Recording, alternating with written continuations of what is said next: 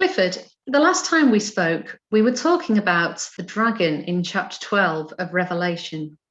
There's another seven-headed creature. When we think about the Scarlet Woman, it looks different in appearance in some ways, but in other ways it's very similar. Is it the same creature? There's this sevenness, this totally perverted, totally undesirable, totally wicked, horrible and evil sevenness, because seven can either be that which is holy or that which is the reverse. So that's there. But the woman, she offers everything you ever wanted, really. She's got this golden cup, you know, that she gets everybody to drink from, you know. Yes. Now, I'm not against anything with alcohol, but you know, too much of the wrong kind of drink, even at the earthly level, can get us into all sorts of places we didn't want to be. Well, this is the tempting goblet of greed. I want it all. Okay. And she says, well, you can have it all. Here we are. But the things that we want at the earth type level don't make us happy. I have been going through lockdown.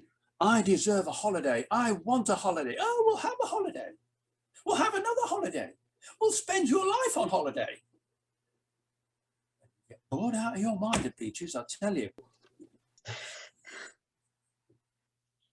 Because life isn't about the holiday. Life is about the life you can live when you've regained your energy and your enthusiasm and your peace of mind by being able to stop for a little while and have a holiday and have a change of scene and relax. Life isn't about relaxing.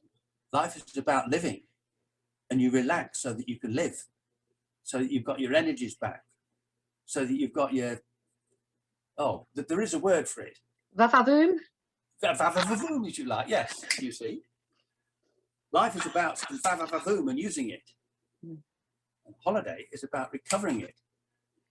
If life becomes a holiday, where's the vavavoom?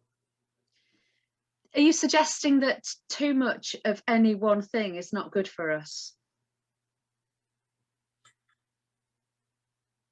Too much of any one thing that you want for your own satisfaction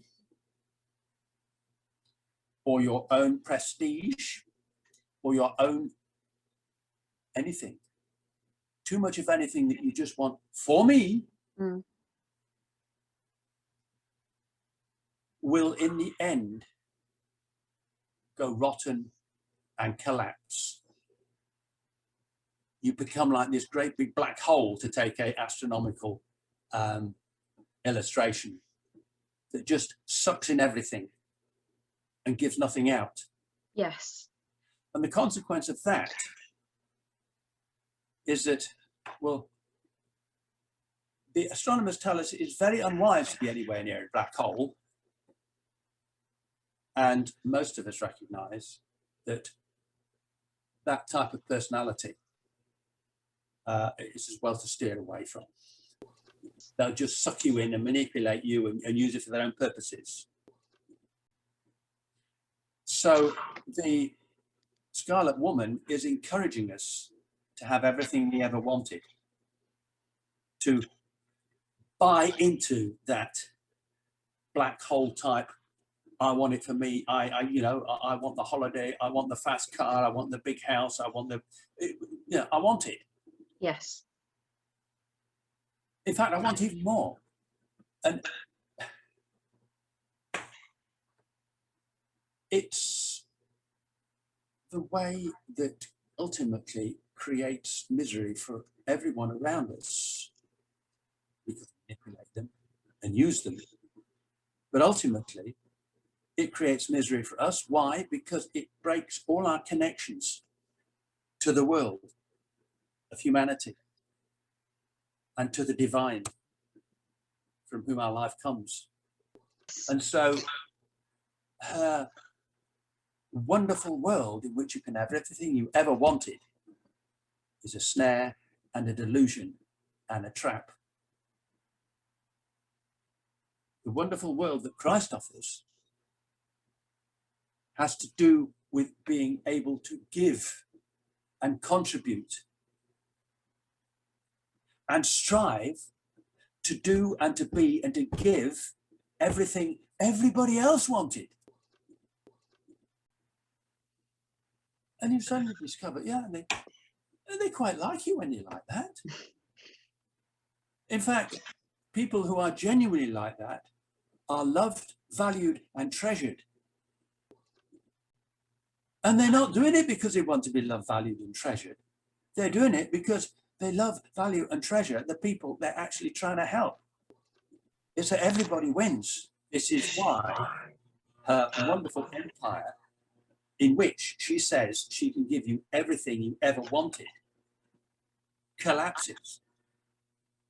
Because you will discover, and some people have done, when you've got everything you ever wanted, you succeeded in losing everything that you ever had that was of genuine value, which isn't in terms of things at all. It's in terms of relationships, in terms of people. Yes. It's in terms of those connections that make us part of humanity. And that connection that makes us linked to the life that comes from the divine. I notice in the images of the dragons, there's one with the Sun Woman giving birth and one with the Scarlet Woman. With Sun Woman giving birth, it looks as if the dragon is an enemy, whereas Scarlet Woman, the dragon looks quite contented.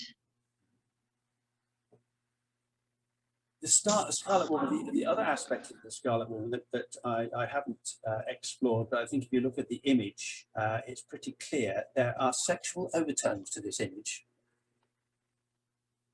She seduces.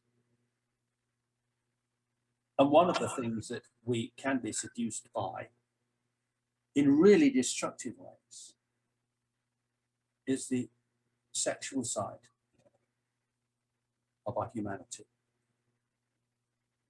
which can be the means to express and celebrate love and the very special nature of a marriage relationship when it's going well and it's full of joy and happiness and togetherness. And we've got to have some way of expressing this togetherness, and let's do it this way.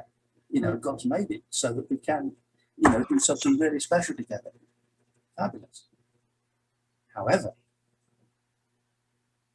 again, if you want lots and lots and lots, and it's all driven by satisfying what I want, it's not an expression of love at all. It's an expression of lust, of getting, not of giving. And it all goes profoundly wrong.